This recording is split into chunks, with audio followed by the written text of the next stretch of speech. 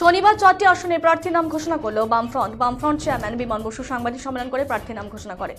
মুর্শিদাবাদ আসন থেকে বামফ্রন্ট মনোনীত সিপিআইএম প্রার্থী রাজ্য সম্পাদক মোহাম্মদ সেলিম, রানাঘাট আসন থেকে বামফ্রন্ট মনোনীত সিপিআইএম প্রার্থী রাজ্য কমিটির সদস্য অলোকেশ দাস, বোলপুর আসন থেকে বামফ্রন্ট মনোনীত সিপিআইএম প্রার্থী রাজ্য কমিটির সদস্য শ্যামলী প্রধান, বর্ধমান দুর্গাপুর আসন থেকে বামফ্রন্ট মনোনীত সিপিআইএম প্রার্থী সুকৃতি ঘোষাল।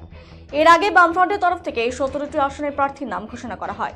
কংগ্রেসের জন্য কিছু আসন ছেড়েই প্রার্থীদের নাম ঘোষণা করছে বামফ্রন্ট। রাজ্য বামফ্রন্টের সভা করেছি। আমাদের রাজ্য বামফ্রন্টের সভা থেকে একটা আমার এমনি হিসেবে দ্বিতীয় তালিকা, কিন্তু মাঝখানে একটা প্রেস রিলিজ করেছিলাম একটা আসনকে ঘিরে, কাজেই এটা তৃতীয় তালিকার অন্তর্ভুক্ত হবে।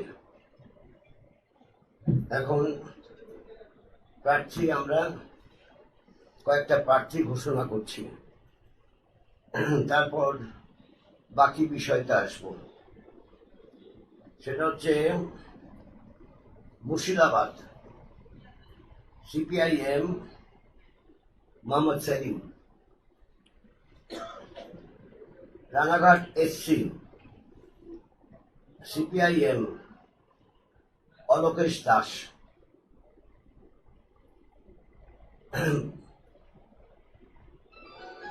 বর্তমান Durgapur CPIM doctor Sukriti Ghoshal,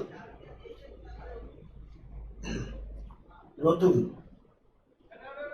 Bolpur SC CPIM Shyamoli প্রধান, নতুন। প্রথম দুটো যে বলেছি তারা প্রাক্তন এমপি তো আর নতুন হয় না। আর পরের যে দুটো বললাম তারা কখনো পার্লামেন্টে কন্টেস্ট করেনি।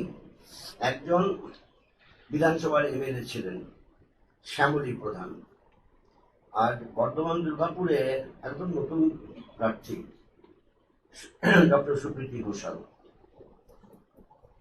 এখন আমাদের